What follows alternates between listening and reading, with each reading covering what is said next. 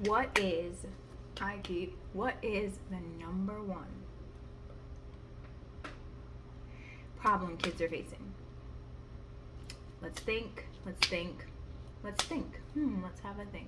What's the number one problem all kids are facing? I guarantee you don't have it right, and I guarantee what you're thinking is a symptom. The number one problem kids are facing is they are not protected. We do not protect our children, not just our kids. Kids in general are not protected. That is the number one problem. Why is that? Let's find solutions. They're not protected, and you can say that there's all these other things, fatherlessness, that they don't have real parents, they don't have real grandparents, they don't have structures like they used to. We put too much electronics in front of them, that the TVs are raising them, the games are raising them, the neighborhoods are raising them, the educators, the schools are raising them. All of those things are correct. Those are all massive problems.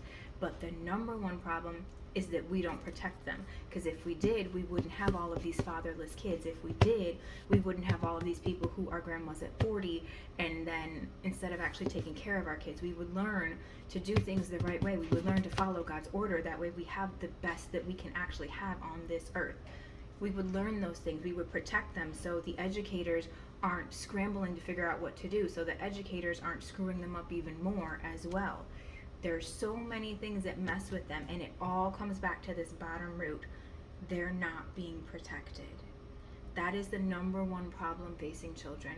We need to do better. We need to get in our word. We need to understand who and what we're created for, to help them know who and what they're created for, and to simply just understand, even if you're not in the word, even if you don't read the Bible or you don't believe in God, they still need protection and covering on all levels. They're communicating with us, and they've been doing it for years, that we aren't listening. We need to do a better job of listening to these kids, because we're not. They're telling us year after year after year, generation after generation, you're not protecting me, that's why this happened. You're not protecting me, that's why this came out. We need to do a better job of understanding our own children and understanding the entire sphere of children that we have around us, of how God created them to be and what we can do to protect them, and pay attention and listen to what they're telling us, whether it's verbally or not. If you can listen to your baby crying when they're first born and you're trying to figure out what they need, diapers, food, oh, you have a rash, oh wait, no, you're hungry, oh wait, why can't we listen to our child? We just automatically stop when they're 5 or 6 and can talk. They can't communicate with us. You don't even communicate properly. I don't communicate that best. So why aren't we listening to kids when they're 5 and 6 and they give us a couple words here and there? Or they just look like, not quite right. Or they keep clinging to us. Or they're not normally this way, but they are. It's all communication. We need to do a better job.